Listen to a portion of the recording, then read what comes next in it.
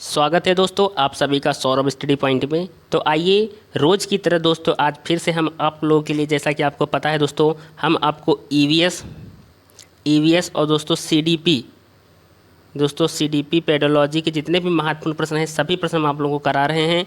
अगर दोस्तों आप लोग 20 अगस्त को एग्ज़ाम अच्छे से देना चाहते हैं तो दोस्तों चैनल पे एंड तक बने रहें। हम आपको प्रीवियस ईयर के सेट करा रहे हैं क्योंकि जो एग्ज़ाम में पूछे गए हैं वही सारे प्रश्न हम आप लोगों को कंटिन्यू करा रहे हैं। तो 20 अगस्त तक हम आपको डेली एक प्रैक्टिस सेट देंगे दोस्तों, जिसमें आपका बाल विकास एवं शिक्षा शास्त्र संबंधी दोस्तों और पर्यावरण दोनों इसमें जो होंगे दोनों इन्वॉल्व रहने वाले हैं। तो आइए बात कर लेते हैं दोस्तों समय को बचाते हुए। हमारा पहला प्रश्न क्या दिया गया है दोस्तों, तो यहाँ पे बाल विकास एवं शिक्षा शास्त्र के बारे में आप लोग देख पा रहे होंगे हमारा जो भाग 1 है।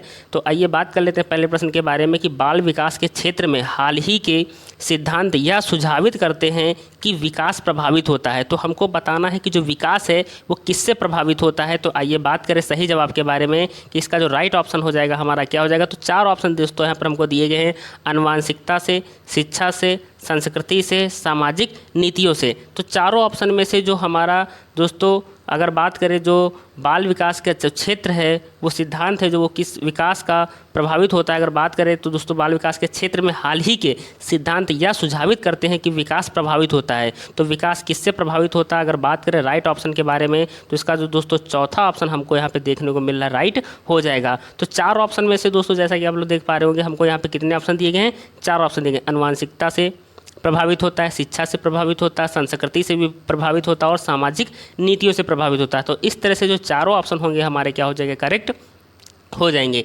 इसी तरह के जो प्रश्न हैं आपको एग्जाम में देखने को मिलेंगे। तो दोस्तों हम आपको बेहतर से बेहतर तरीके से आप लोगों को क्वेश्चन करा रहे हैं जो एग्जाम में आपको बहुत हेल्प करने वाले हैं। आइए इसी के साथ में हम बढ़ते हैं अगले प्रश्न पर कि अगला प्रश्न हमारा क्या दिया गया। यहाँ पर देखने को मिलता है कि बच्चों का विकास किस प्रकार से होता है। जो बच्चों का जो विकास है वो किस प्रकार से होता है। तो पहला ऑप्शन है हमारा यहाँ पर व्यवस्थित रूप से होता है परंतु स्वाभाविक रूप से व्यक्तिगत होता है। तो पहला ऑप्शन हो गया हमारा। दूसरा ऑप्शन हमारा क्या हो जाएगा यहाँ पर देखने को मिलता है, अगर बात करें दूसरे ऑप्शन के बारे में कि अव्यवस्थित रूप से किसी विशिष्ट पल में अचानक से उभर आता है। दूसरा ऑप्शन हो गया। तीसरा ऑप्शन है कि पूरे विश्व में सभी बच्चों में एक समान दर से होता है।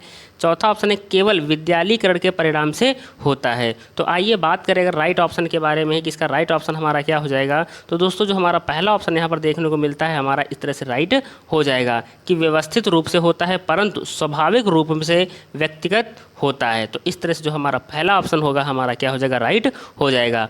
आइए दोस्तों इसी के साथ में हम बढ़ते हैं अगले प्रश्न पर। अगला प्रश्न हमारा क्या दिया गया है तो आइए देखते हैं। दोस्तों आगे बढ़ने से पहले आप लोगों को बताना चाहेंगे कि अगर चैनल पे दोस्तों अभी तक नए हैं तो चैनल को सब्सक्राइब कर लीजिएगा क्योंकि हम आपको डेली 20 अगस्त तक सीटेट के प्रीवियस ईयर सेट कराने वाले हैं जो एग्ज़ाम में आपको बहुत हेल्प करेंगे। तो बात करें यहाँ पर कि छोटे बच्चों में समाजीकरण का प्राथमिक कारक संस्था है और द्वितीयक कारक संस्था है। तो दोस्तों बताना है कि जो छोटे बच्चों में जो समाजीकरण की जो प्राथमिक कारक संस्था है, जो शिक्षा है और द्वितीयक शिक्षा है वो कौन कौन सी है। तो आइए बात करें राइट ऑप्शन के बारे में। तो दोस्तों हमारा यहाँ पर जो अगर ऑप्शन दिए गए हैं कि परिवार और पुस्तकालय, अभिभावकों का कार्यस्थल, आस पड़ोस, दूसरा ऑप्शन हो गया। तीसरा ऑप्शन है हमारा यहाँ पर संचार माध्यम और परिवार। चौथा ऑप्शन है कानून और धार्मिक संगठन। तो हमारा यहाँ पे अगर बात करें राइट ऑप्शन के बारे में तो दोस्तों पहला ऑप्शन हमारा जो हो जाएगा करेक्ट हो जाएगा। तो पहला संस्था दोस्तों हमारी क्या हो जाएगी, परिवार, और दूसरा जो हमारी संस्था हो जाएगी वो हमारी क्या हो जाएगी, पुस्तकालय हो जाएगी। तो इस तरह से जो हमारे ऑप्शन होंगे वो क्या हो जाएंगे, राइट हो जाएंगे। आइए बढ़ चलते हैं अगले प्रश्न पर। अगला प्रश्न हमारा यहाँ पर क्या है कि जीन पियाजे के संज्ञानात्मक विकास के दोस्तों किसके संज्ञानात्मक विकास के सिद्धांत के अनुसार अधिकांश बच्चे किस अवस्था में बीते हुए समय, वर्तमान और भविष्य के बारे में स्पष्ट रूप से समझ बना लेते हैं। तो दोस्तों भविष्य के बारे में स्पष्ट रूप से समझ बना लेते हैं। तो दोस्तों कौन सी अवस्था दोस्तों हमको बताना है कि किस अवस्था में बीते हुए समय, वर्तमान और भविष्य के बारे में दोस्तों किसमें, इसमें कह रहा है कि जो समय है वर्तमान और भविष्य के बारे में स्पष्ट रूप से समझ बना लेते हैं। तो आइए बात करें दोस्तों कौन सा ऑप्शन इसका हमारा राइट हो जाएगा। तो बात कर लेते हैं अगर राइट ऑप्शन के बारे में दोस्तों कि इसका राइट ऑप्शन हमारा क्या रहने वाला है। तो थर्ड ऑप्शन हमारा करेक्ट हो जाएगा दोस्तों, क्या हो जाएगा, मूर्त सक्रियात्मक। ऑप्शन हमारा क्या राइट हो जाएगा, मूर्त सक्रियात्मक जो ऑप्शन होगा हमारा इस तरह से करेक्ट हो जाएगा। तो दोस्तों इसी तरह के जो प्रश्न हैं आपको एग्जाम में बारी बारी से देखने को मिलेंगे। तो आइए इसी के साथ में हम बढ़ चलते हैं अगले प्रश्न पर। अगला प्रश्न भी हमको यहाँ पर क्या देखने को मिलता है कि जीन पियाजे के सिद्धांत में, जो दोस्तों जीन पियाजे के जो सिद्धांत में चिंतन की बुनियादी नीतियों को किस रूप में जाना जाता है। तो जो चिंतन की जो बुनियादी नीतियाँ हैं उनको किस रूप में जाना जाता है। तो बात करें अगर ऑप्शन के बारे में दोस्तों, इसके हमको 4 ऑप्शन देखने को मिल रहे हैं। यहाँ पर कौन कौन से ऑप्शन दिए गए हैं तो आइए देखते हैं, जानते हैं। सहज क्रियाएँ, स्कीमा, संकेत, अवधारणाएं। तो दोस्तों चारों ऑप्शन में से हमारा कौन सा ऑप्शन जो होगा वो करेक्ट हो जाएगा यहाँ पर। तो बात कर लेते हैं राइट ऑप्शन के बारे में। स्कीमा, स्कीमा जो ऑप्शन होगा हमारा करेक्ट हो जाएगा। स्कीमा जे पियाजे द्वारा प्रस्तावित एक अमूर्त अवधारणा है जो हमारी अमूर्त अवधारणाओं को संदर्भित करती है। तो इस तरह से जो हमारा सेकंड ऑप्शन हो जाएगा हमारा क्या हो जाएगा, करेक्ट हो जाएगा। आइए बढ़ चलते हैं अगले प्रश्न पर। अगला प्रश्न है कि लेव वाइगोत्स्की के सिद्धांत के अनुसार विकास को आकार देता है। तो दोस्तों आइए बात कर लेते हैं, सिद्धांत के अनुसार विकास को आकार देता है। तो इसमें दोस्तों हमको 4 ऑप्शन देखने को मिलते हैं। चारों ऑप्शन में से हमारा कौन सा ऑप्शन राइट हो जाएगा तो आइए बात कर लेते हैं। पहला हो जाएगा सामाजिक अनुवांशिकी कारक, संज्ञानात्मक संस्कृति, भावात्मक प्राकृतिक कारक, शारीरिक संवेग। तो आइए यहाँ पर बात करें राइट ऑप्शन के बारे में। तो सेकंड ऑप्शन करेक्ट हो जाएगा, संज्ञानात्मक और संस्कृति जो ऑप्शन होगा हमारा करेक्ट हो जाएगा। तो इस तरह से दूसरा ऑप्शन होगा हमारा क्या हो जाएगा, राइट हो जाएगा। दोस्तों इसी तरह के जो प्रश्न हैं आपको एग्जाम में देखने को मिलेंगे। आइए अगले प्रश्न पर बढ़ते हैं।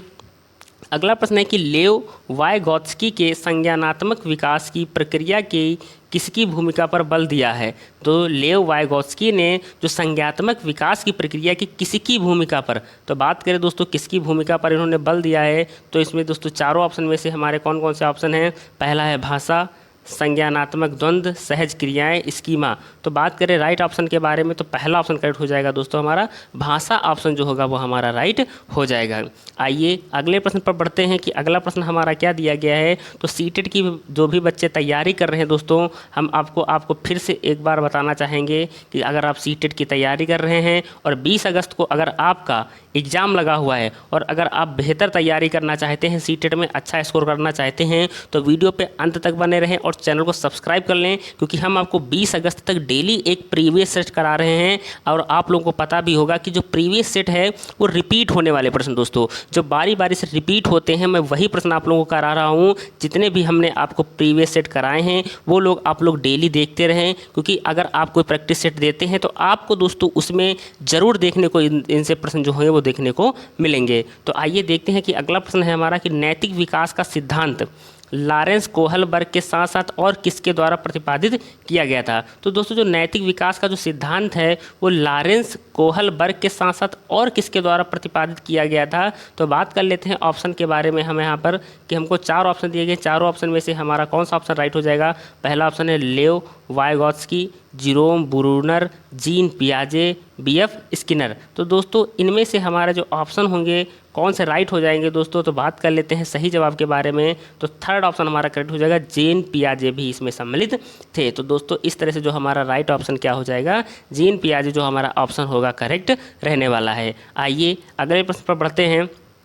अगला प्रश्न हमारा यहाँ पर दिया गया है कि एक अध्यापक को अपनी शिक्षण शास्त्रीय प्रविधियों के बारे में किस प्रकृति का होना चाहिए। एक अध्यापक को अपनी शिक्षण शास्त्रीय प्रविधियों के बारे में किस प्रकृति का होना चाहिए। तो आइए बात कर लेते हैं वो किस प्रकृति का होना चाहिए। तो चारों ऑप्शन में से हमको दिया गया कि दृढ़, गैर लचीला, लचीला, अनजान। तो चारों ऑप्शन में से हमारा कौन सा ऑप्शन राइट हो जाएगा दोस्तों। तो थर्ड ऑप्शन हमारा करेक्ट हो जाएगा, लचीला। कौन सा हो जाएगा, लचीला जो हमारा ऑप्शन होगा करेक्ट हो जाएगा। तो 3 नंबर जो हमारा ऑप्शन है वो राइट रहने वाला है। दोस्तों लचीला होने की क्षमता महत्वपूर्ण है, क्योंकि कठोरता तनाव पैदा कर सकती है और संभावित रूप से आपके स्वस्थ काम के प्रति आपके जुनून और सहकर्मियों के साथ आपके संबंधों को भी प्रभावित कर सकती है। तो इस तरह से जो हमारा ऑप्शन होगा क्या हो जाएगा, थर्ड ऑप्शन राइट हो जाएगा। आइए बढ़ चलते हैं अगले प्रश्न पर। अगला प्रश्न है कि बुद्धि लब्धि, जिसको दोस्तों IQ के नाम से जानते हैं, परीक्षणों की आलोचना प्रायः क्यों की जाती है। तो आइए बात करें कि जो बुद्धि लब्धि IQ है, परीक्षणों की आलोचना प्रायः क्यों की जाती है। तो बात कर लेते हैं ऑप्शन के बारे में दोस्तों। यहाँ पर हम पहला ऑप्शन है दोस्तों यहाँ पर कि कौशलों की विस्तृत श्रृंखला को मापने की उनकी क्षमता। दूसरा ऑप्शन है हमारा यहाँ पर प्रत्यक्ष रूप से पश्चात संस्कृति के प्रभाव से ग्रसित, बुद्धि पर सामाजिक प्रभाव का अवबोधन। चौथा ऑप्शन है हमारा यहाँ पर संज्ञान पर भावनाओं के प्रभाव का अतिशय प्राकलन। तो दोस्तों इसमें से हमारा राइट ऑप्शन क्या हो जाएगा, तो बात करें राइट ऑप्शन के बारे में तो सेकंड ऑप्शन हमारा करेक्ट हो जाएगा, प्रत्यक्ष रूप से पश्चात संस्कृत के प्रभाव से ग्रसित। तो सेकंड ऑप्शन हमारा करेक्ट हो जाएगा। तो आइए बढ़ चलते हैं इसी के साथ में हम अगले प्रश्न पर। अगला प्रश्न देखने को अभिकथन के बारे में दोस्तों बात करें। ये अभिकथन जो हमारा दिया गया है कि जब कोई विद्यार्थी किसी दिए गए प्रश्न को हल ढूंढने की प्रक्रिया से जूझ रहा है तो अध्यापक को उसे अपने विचार मौखिक तौर पर अभिव्यक्त करने के लिए प्रोत्साहित करना चाहिए। कैसे करना चाहिए कि जब कोई विद्यार्थी किसी दिए गए प्रश्न को हल ढूंढने की प्रक्रिया से जूझ रहा है तो अध्यापक को उसे अपने विचार मौखिक तौर पर अभिव्यक्त करने के लिए प्रोत्साहित करना चाहिए। तो ये हमारा क्या हो जाएगा, अभिकथन ए हो गया। अब जो हमारा तर्क दिया गया है दोस्तों, तो तर्क जो है हमारा आर है, अधिगम तब अधिक प्रभावशाली होता है जब अध्यापक विद्यार्थियों से सफलता की कम से कम अपेक्षा रखते हैं। तो दोस्तों तो अधिगम तब अधिक प्रभावशाली होता है जब अध्यापक जो हैं वो विद्यार्थियों से सफलता को कम से कम अपेक्षा रखते हैं। तो आइए बात कर लेते हैं इसके ऑप्शन के बारे में दोस्तों। जैसा कि आप लोग यहाँ पे देख पा रहे हो कि 4 ऑप्शन दिए गए हमारे, चारों ऑप्शन में से हमारा करेक्ट कौन सा जवाब हो जाएगा, तो थर्ड हमारा जो ऑप्शन होगा करेक्ट हो जाएगा। ए सही है लेकिन आर गलत है। क्या हो जाएगा, ए ऑप्शन तो हमारा करेक्ट है दोस्तों। हमारा जो अभिकथन है वो तो हमारा राइट हो जाएगा दोस्तों, लेकिन जो हमारा आर है, जो तर्क है, वो हमारा गलत रहने वाला है। तो दोस्तों इसमें आप लोग देख पा रहे होंगे कि हमारा ए वाला ऑप्शन राइट हो जाएगा लेकिन आर वाला जो है वो गलत रहने वाला है। आइए बढ़ते हैं अगले प्रश्न पर। अगला प्रश्न हमारा यहाँ पर देखने को मिलता है कि जेंडर निर्मित है जबकि लिंग निर्मित है। जेंडर निर्मित है जबकि लिंग निर्मित है, तो इन ऑप्शन में से हमारा कौन सा ऑप्शन राइट हो जाएगा। तो आइए बात करते हैं दोस्तों। तो अगर बात करें ऑप्शन के बारे में दोस्तों, यहाँ पर हम ऑप्शन जो हमको दिए गए हैं कौन कौन से दिए गए, सामाजिक जीवक, सामाजिक नैतिक, नैतिक सामाजिक, जैविक सामाजिक। तो इसका जो राइट ऑप्शन हो जाएगा हमारा क्या हो जाएगा, सामाजिक और जीवक जो ऑप्शन होगा हमारा करेक्ट हो जाएगा। पहला ऑप्शन हमारा इस तरह से राइट रहने वाला है। आइए दोस्तों बढ़ते हैं अगले प्रश्न पर कि अगला प्रश्न हमारा क्या दिया गया है। बात कर लेते हैं अगले प्रश्न के बारे में हम यहाँ पर कि एक अध्यापक को सभी के लिए अधिगम सहज सुगम बनाने के लिए अधिगम प्राथमिकताओं में व्यक्तिगत भिन्नताओं के प्रति क्या करना चाहिए। तो एक अध्यापक को सभी के लिए जो अधिगम सहज सुगम बनाने के लिए अधिगम प्राथमिकताओं में व्यक्तिगत विभिन्नताओं के प्रति क्या करना चाहिए। तो ऑप्शन जो हमारे दिए गए हैं दोस्तों, क्या करना चाहिए, उन्हें महत्वपूर्ण बनाना चाहिए, उनको अनदेखा करना चाहिए, उनको मिटा देना चाहिए, दमन करना चाहिए। तो इसका जो राइट ऑप्शन हो जाएगा क्या हो जाएगा, पहला ऑप्शन, उन्हें महत्वपूर्ण मानना चाहिए। क्या होना चाहिए, उन्हें महत्वपूर्ण मानना चाहिए। तो इस तरह से जो हमारा पहला ऑप्शन होगा वो करेक्ट हो जाएगा। आइए बढ़ते हैं अगले प्रश्न पर। अगला प्रश्न हमारा यहाँ पर क्या दिया गया है, तो देखते हैं कि आकलन का मुख्य उद्देश्य क्या है। आकलन का जो है वो मुख्य उद्देश्य क्या है। तो पहला ऑप्शन है विद्यार्थियों के अंकों की व्यापकता का पता लगाना। दूसरा ऑप्शन हमारा यहाँ पर दिया गया है कि विद्यार्थियों के सीखने की प्रगति के प्रति समझना। तीसरा ऑप्शन है संभाव्य असफल और सफल विद्यार्थियों की पहचान करना। चौथा ऑप्शन है कि विद्यार्थियों को ग्रेड मान देना। तो दोस्तों इस तरह से हमारा जो सेकंड ऑप्शन हो जाएगा करेक्ट हो जाएगा, विद्यार्थियों के सीखने की प्रगति के प्रति समझ बनाना। तो दूसरा ऑप्शन जो होगा हमारा करेक्ट हो जाएगा। तो दोस्तों जो आकलन में छात्रों के लिए सीखने और प्रेरणा की एकीकृत करना चाहिए, अच्छी तरह से डिजाइन की गई आकलन विधियां छात्रों के सीखने के बारे में बहुमूल्य जानकारी प्रदान करती हैं। तो इस तरह से जो हमारा सेकंड ऑप्शन हो जाएगा क्या हो जाएगा, करेक्ट रहने वाला है। आइए अगला प्रश्न देखते हैं हमारा क्या रहने वाला है दोस्तों। अगले प्रश्न के बारे में बात कर लेते हैं हम यहाँ पर कि निम्नलिखित में से कौन सी प्रविधि विद्यार्थियों में समालोचनात्मक चिंतन के प्रोत्साहित कर सकती है। तो निम्नलिखित में से कौन सी जो प्रविधि विद्यार्थियों में समालोचनात्मक चिंतन को प्रोत्साहित कर सकती है। तो आइए बात करें ऑप्शन के बारे में। तो राइट ऑप्शन हमारा क्या हो जाएगा, तो दोस्तों 4 ऑप्शन हमको दिए गए हैं। चारों ऑप्शन में पहला ऑप्शन दिया गया कि प्रश्न को तुरंत उत्तर देने के लिए कहना, विद्यार्थियों को विमर्श हेतु समय देना, विद्यार्थियों से बंद अंत वाले प्रश्न पूछना, और चौथा ऑप्शन हमारा क्या दिया गया कि विद्यार्थियों में परस्पर अंतःक्रिया को निरुत्साहित करना। तो इसका दोस्तों हमारा राइट ऑप्शन क्या हो जाएगा, तो सेकेंड ऑप्शन हमारा करेक्ट हो जाएगा, विद्यार्थियों को विमर्श हेतु समय देना। तो इस तरह से जो हमारा सेकेंड ऑप्शन हो जाएगा क्या हो जाएगा, करेक्ट रहने वाला है। आइए अगले प्रश्न पर चलते हैं। अगला प्रश्न दिया गया है कि सुविधा वंचित समूहों से संबंध रखने वाले विद्यार्थियों के समावेशन में निम्नलिखित में से किसके द्वारा अवरोध उत्पन्न होता है। तो जो सुविधा वंचित समूहों से जो संबंध रखने वाले विद्यार्थियों के जो समावेशन में निम्नलिखित में से किसके द्वारा अवरोध उत्पन्न होता है। तो चार ऑप्शन को दिए गए हैं, कौन कौन से। पहला है कि रूढ़िबद्ध और स्थापित धारणाएं, बाल केंद्रित उपागम, रचनात्मक आकलन, व्यक्तिगत भिन्नताओं का ध्यान रखना। तो चारों ऑप्शन में से हमारा राइट ऑप्शन क्या हो जाएगा, तो पहला ऑप्शन करेक्ट हो जाएगा, रूढ़िबद्ध और स्थापित धारणाएं। रूढ़िबद्ध और स्थापित धारणाएं जो ऑप्शन होगा हमारा इस तरह से राइट हो जाएगा। तो दोस्तों जो रूढ़िवादिता अक्सर पूर्वाग्रहों को जन्म देती है, जो किसी व्यक्ति के बारे में राय से बनती है, जो वास्तविक अनुभव या कारण पर आधारित नहीं होती है और एक व्यक्ति या समूह को दूसरे के पक्ष में ले जाती है। जैसे दोस्तों जाति, राजनीति, लिंग और लिंग के बारे में टिप्पणियां अक्सर सबसे आम रूढ़ियों पर आधारित होती है। तो इस तरह से हमारा पहला ऑप्शन होगा हमारा करेक्ट हो जाएगा। आइए अगला प्रश्न है कि पठन वैकल्य प्रत्यक्ष रूप से किस कौशल को चुनौती का कारण बना देती है। जो पठन वैकल्य है दोस्तों वो प्रत्यक्ष रूप से किस कौशल को चुनौती का कारण बना देती है। तो पहला ऑप्शन हमारा क्या दिया गया, स्केच बनाना, वाचन, देखना और सुनना। चारों ऑप्शन में से हमारा राइट ऑप्शन क्या हो जाएगा दोस्तों, वाचन जो जवाब होगा करेक्ट हो जाएगा। तो जो दोस्तों डिसलेक्सिया वाचन वैकल्य पठन कौशल को प्रभावित करती है। डिसलेक्सिया बच्चों के लिए अधिगम को आगे बढ़ाना थोड़ा मुश्किल हो सकता है। तो इस तरह से का जो सेकंड ऑप्शन हो जाएगा करेक्ट रहने वाला है। आइए अगले प्रश्न पर बढ़ते हैं दोस्तों। अगला प्रश्न हमको यहाँ पर दिया गया है कि दृष्टिबाधित विद्यार्थियों को सहजता के साथ शामिल करने के लिए अध्यापक को क्या करना चाहिए। दृष्टिबाधित विद्यार्थियों को सहजता के साथ शामिल करने के लिए अध्यापक को क्या करना चाहिए। तो आइए बात कर लेते हैं पहले ऑप्शन के बारे में, जितनी अधिक संभावनाएं हो सके अधिक से अधिक सूचनाएं। तो पहला ऑप्शन हो गया। दूसरा ऑप्शन हमारा क्या हो जाएगा दोस्तों यहाँ पर कि दूसरा ऑप्शन है कि कक्षा में समर्थक उपकरणों का प्रयोग बाधित करना चाहिए।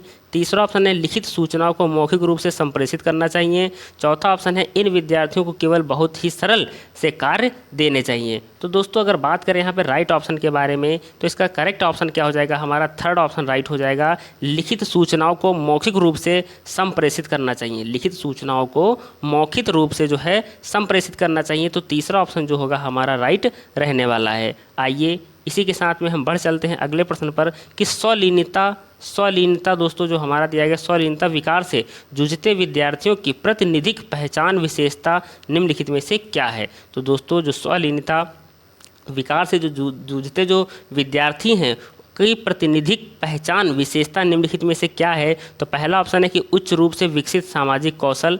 दूसरा ऑप्शन हमारा जो दिया गया है आवेगशीलता। तीसरा ऑप्शन है अवरुद्ध संप्रेषण कौशल और चौथा ऑप्शन है औसत रूप से बुद्धिलब्धि स्तर। तो इसका जो राइट ऑप्शन हो जाएगा हमारा थर्ड ऑप्शन करेक्ट हो जाएगा, अवरुद्ध संप्रेषण कौशल जो जवाब होगा करेक्ट रहने वाला है। तो थर्ड ऑप्शन हमारा राइट हो जाएगा। आइए बढ़ते हैं अगले प्रश्न पर दोस्तों। अगला प्रश्न है यहाँ पर कि बच्चों में प्रतिभाशीलता किस प्रकार से परिलक्षित होती है। बच्चों में जो प्रतिभाशीलता है वो किस प्रकार से परिलक्षित होती है। तो पहला ऑप्शन है कि बुद्धि का निम्न स्तर। अगला ऑप्शन है कि बोधगम्यता का उच्च स्तर, कार्यों की आसानी से छोड़ देना, कार्यों की आसानी से छोड़ देना और चौथा ऑप्शन है कि छोटे छोटे कार्यों को ध्यान केंद्रित करके कर पाने की अक्षमताएं। तो इस तरह से जो हमारा राइट ऑप्शन हो जाएगा हमारा क्या हो जाएगा, सेकंड ऑप्शन करेक्ट हो जाएगा। बोधगम्यता का उच्च स्तर जो जवाब होगा हमारा राइट आंसर हो जाएगा। आइए अगले प्रश्न पर बढ़ते हैं दोस्तों। यहाँ पर देख पा रहे होंगे हम यहाँ पर कि अभिकथन ए में दिया गया है। अभिकथन ए के बारे में अगर दोस्तों हम यहाँ पर बात कर लेते हैं, अभिकथन ए के बारे में हम यहाँ पर बात कर लेते हैं कि विद्यालयों को नवीन ज्ञान की सृजन की और लक्षित पाठचर्या पर बल देना चाहिए। तो पहला हमारा अभिकथन हो गया। तर्क है इसका कि बच्चों में अध्यापक के सहयोग से नवीन ज्ञान के सृजन और उनकी व्याख्या करने की क्षमता होती है। तो आइए बात कर लेते हैं दोस्तों ऑप्शन के बारे में। तो इसका जो दोस्तों हमारा पहला ऑप्शन होगा वो हमारा क्या हो जाएगा, करेक्ट हो जाएगा। ए और आर दोनों सही हैं और आर जो है वो ए की व्याख्या करता है। तो दोस्तों जो आर जो है वो ए के बारे में भी बता रहा है, व्याख्या करता है। तो आइए बढ़ चलते हैं अगले प्रश्न पर। हमारा अगला प्रश्न क्या दिया गया है, अगले प्रश्न के बारे में यहाँ पर बात कर लेते हैं कि विद्यालयों को किस पर बल देना चाहिए। तो दोस्तों अगर बात करें जो विद्यालयों को किस पर बल देना चाहिए, तो पहला ऑप्शन है कि सीखी गई सामग्रियों को ज्यों का त्यों कह देना। दूसरा ऑप्शन है कि पाठ्य पुस्तक से सीखना। तीसरा ऑप्शन है कि संदर्भ रहित अधिगम। चौथा ऑप्शन है रचनात्मक अधिगम। तो बात करें अगर यहाँ पर राइट ऑप्शन के बारे में, तो इसका जो करेक्ट ऑप्शन हो जाएगा हमारा क्या हो जाएगा, रचनात्मक अधिगम जो जवाब होगा हमारा करेक्ट हो जाएगा। तो चौथा ऑप्शन हमारा यहाँ पर सही रहने वाला है। आइए बढ़ते हैं दोस्तों अगले प्रश्न पर। अगला प्रश्न हमको क्या देखने को मिलता है कि प्रेरक अधिगम परिवेश सृजित करने के लिए क्या महत्वपूर्ण है। तो प्रेरक अधिगम परिवेश जो है वो सृजित करने के लिए क्या महत्वपूर्ण है, तो बात करें अगर हम दोस्तों ऑप्शन के बारे में कि स्व अधिगम के लिए अवसरों का कम कर देना, स्व आकलन हेतु तो अवसर देना। तीसरा ऑप्शन है कि विद्यार्थियों में प्रतियोगी भावना को बढ़ावा देना। चौथा ऑप्शन है कि मानकीकृत पाठचर्या का अनुसरण करना। तो दोस्तों यहाँ पर अगर बात करें हम राइट ऑप्शन के बारे में, तो सेकंड ऑप्शन हमारा करेक्ट हो जाएगा, स्व आकलन हेतु अवसर देना। स्व आकलन हेतु अवसर देना जो हमारा जवाब होगा वो करेक्ट रहने वाला है। आइए बढ़ते हैं अगले प्रश्न पर। अगला प्रश्न जैसा कि देख पा रहे होंगे दोस्तों, यहाँ पर हमको अभिकथन ए में दिया गया है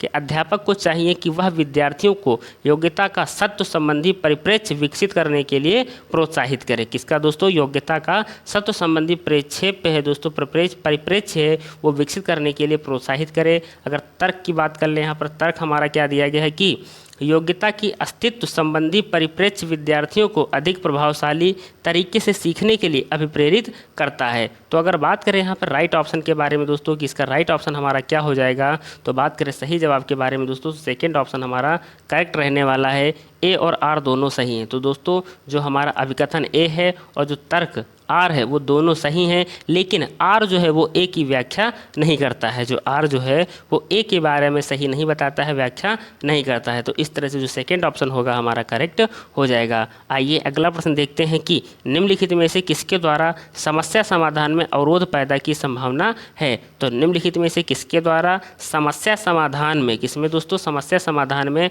अवरोध पैदा की संभावना है। तो अवरोध पैदा की संभावना है, ये बात कर लेते हैं चारों ऑप्शन में से। पहला ऑप्शन है कि प्रकार्यात्मक स्थिरता।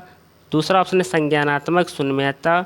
तीसरा ऑप्शन है अपसारी चिंतन। चौथा ऑप्शन है विमर्शात्मक लेखन। तो दोस्तों अगर बात करें यहाँ पर राइट ऑप्शन के बारे में कि इसका करेक्ट ऑप्शन क्या हो जाएगा हमारा, तो पहला ऑप्शन करेक्ट हो जाएगा, प्रकार्यात्मक स्थिरता जो जवाब होगा हमारा राइट हो जाएगा। तो जो प्रकार्यात्मक स्थिरता एक संकीर्ण मानसिकता है। कैसी संकीर्ण मानसिकता है, या सालोर मानता है कि विषय वस्तु का केवल एक समाधान है और इसलिए समस्या को हल करने के लिए नवाचारी विधि का उपयोग नहीं करता है। तो इस तरह से जो हमारा पहला ऑप्शन होगा हमारा करेक्ट रहने वाला है। आइए अगला प्रश्न देखते हैं। जैसा कि आप लोग यहाँ पे अभिकथन देख पा रहे होंगे कि अध्यापक को चाहिए कि वे विद्यार्थियों की भ्रांतियों की पहचान करें और उनकी अनदेखी करने के बजाय उन पर चर्चा करें। तो उनकी अनदेखी करने के बजाय उन पर चर्चा करें। तो ये हमारा अभिकथन हो गया। तर्क के बारे में बात कर लेते हैं कि ये भ्रांतियाँ वैकल्पिक अवधारणाओं के रूप हैं जो अक्सर विद्यार्थी अपने परिवेश के साथ अंतःक्रिया करके आधार बना लेते हैं और ये अधिगम की प्रक्रिया में